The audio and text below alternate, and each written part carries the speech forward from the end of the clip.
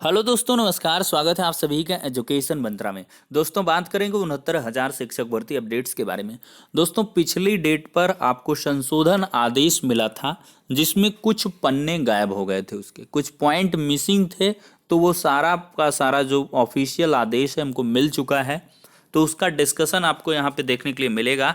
देखिए, point number 13 ये आपका अधूरा रह गया था। जाति निवास जिसका 28/5/2020 के बाद का है, उसमें देखिए क्या इन्होंने किया है कि ऐसे अभ्यर्थी जिनके द्वारा दिनांक 28/5/2020 के बाद निर्गत जाति एवं निवास प्रमाण पत्र प्रस्तुत किया गया है, इस संबंध में कार्मिक विभाग के शासनादेश 20 जून 2012 का भी अवलोकन किया गया, जिससे यह स्पष्ट है कि तत्समय तहसीलों में जाति निवास प्रमाण पत्र बनाए जाने के अत्यधिक दबाव को कम करने के उद्देश्य से उक्त शासनादेश द्वारा विभिन्न परीक्षाओं हेतु निर्धारित अंतिम तिथियों तक निर्गत जाति प्रमाण पत्र निवास प्रमाण पत्र को मान्य किए जाने का निर्देश दिया गया था।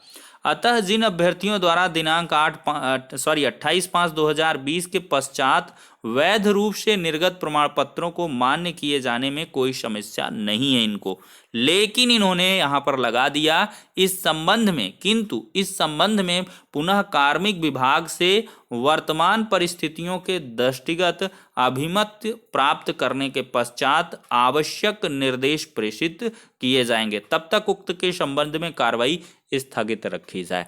तो मतलब जिनके नोटिस मिल चुके हैं उनका चयन वगैरह निरस्त नहीं होगा, उन लोगों के मामले अभी ज्यों का त्यों स्थगित रहेंगे। देखिए, जो अहम समस्या आ रही है जाति एवं निवास प्रमाण पत्र बाह्य प्रदेश का, देखिए जिन महिला अभ्यर्थियों द्वारा बाह्य प्रदेश का जाति एवं निवास प्रमाण पत्र प्रस्तुत किया गया है तथा जिनका जन्म स्थान उत्तर प्रदेश से किसी बाह्य प्रदेश में हुआ है, किंतु इन महिला अभ्यर्थियों द्वारा विवाह के पश्चात अपने पति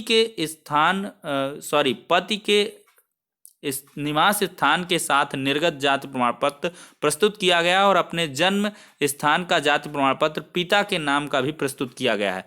वर्तमान समय में संबंधित अभ्यर्थी उत्तर प्रदेश राज्य की निवासी है, उनके पिता एवं पति दोनों की जाति समान है। पिता का जाति प्रमाण पत्र इसलिए प्राप्त किया जाता है कि कोई महिला अभ्यर्थी अंतरजातीय विवाह के पश्चात आरक्षण के प्राविधानों का अनुचित लाभ प्राप्त ना कर सके और नियमानुसार उसे आरक्षण का लाभ दे हो जिससे उसका जन्म हुआ हो। समाज कल्याण विभाग द्वारा दिनांक 3/12/2020 के निम्नवत परामर्श दिया गया 3 दिसंबर का कि माननीय उच्चतम न्यायालय ने बलसम्मा पाल बनाम कोचीन विश्वविद्यालय ने स्वीकार किया। चलो भाई, ठीक है, ये आपने बढ़िया एनालिसिस की, लेकिन पिता के स्थान पर पति के जाति प्रमाण पत्र की आवश्यकता भी क्या होती है? क्यों बनवाते हैं आप?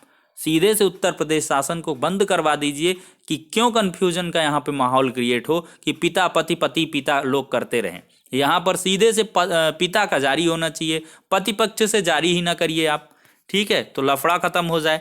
तो उपर्युक्त महिला अभ्यर्थियों के प्रकरण में इस तथ्य का परीक्षण कर लिया जाए कि यदि भारत सरकार द्वारा अन्य पिछड़ा वर्ग, अनुसूचित जाति, अनुसूचित जनजाति में चिन्हित जातियों के समकक्ष उसने पिता की जाति उस प्रदेश में मान्य है, उसका नियमानुसार जाति प्रमाण पत्र निर्गत है, तो उन्हें उनकी कैटेगरी में मान्य किया जाए। यदि किसी महिला अभ्यर्थी के संबंध में उनके पिता का जाति प्रमाण पत्र भारत सरकार द्वारा अन्य पिछड़ा वर्ग, अनुसूचित जाति या फलाफला में चिन्हित जातियों के समकक्ष निर्गत नहीं है, तो गुणवत्ता अंक के आधार पर उन्हें अनारक्षित श्रेणी में दिया जाएगा, ठीक है? उसका चयन निरस्त नहीं किया जाएगा। इन लोगों की आंखें अब खुल चुकी हैं कि अगर आरक्षण का किसी ने गलत तरीके से लाभ लिया है तो उसका चयन क्यों निरस्त करोगे भाई? उसको जनरल में ट्रीट करिए आप सीधे से। अगर वो जनरल में यूआर में हो जाता है तो ठीक है, नहीं तो अदरवाइज वो बाहर ही हो जाएगा।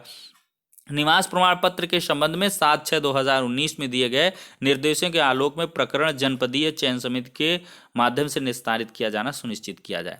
देखिए, शैक्षिक अभिलेख नेपाल देश से है, तो ऐसी स्थिति में इन अभ्यर्थियों का चयन निरस्त कर दिया जाए। चूंकि नेपाल देश से उत्तीर्ण हाई स्कूल एवं इंटरमीडिएट की परीक्षा को पूर्व में दी गई समकक्षता समाप्त कर दी गई है, तो शैक्षिक अभिलेख जिसके भाई नेपाल से हैं तो उनका निरस्त होगा। देखिए, एक शैक्षिक सत्र में 2 कोर्स करने वाले में ऐसे अभ्यर्थी जिनके द्वारा एक शैक्षिक सत्र में 2 कोर्स उत्तीर्ण किया गया है, उनमें यदि दोनों कोर्स संस्थागत परीक्षार्थी के रूप में उत्तीर्ण किया है तो ऐसे अभ्यर्थियों का चयन मान्य न किया जाए, किंतु यदि दोनों कोर्स से कोई एक कोर्स व्यक्तिगत परीक्षार्थी के रूप में उत्तीर्ण किया गया है किंतु उन दोनों परीक्षाओं का अधिभार चयन में एक साथ सम्मिलित ना हो तो ऐसे अभ्यर्थियों के संबंध में नियुक्ति पत्र निर्गत किए जाने हेतु चयन समिति के समक्ष प्रस्तुत किए गए मूल अभिलेखों से मिलान एवं इस प्रकार से प्रकरण निस्तारित कर दिया जाए। तो पूरे पन्ने आपको हम प्रोवाइड कर देते हैं जो दोस्तों अपने टेलीग्राम चैनल में, लिंक डिस्क्रिप्शन में है। नेक्स्ट वीडियो में मिलते हैं।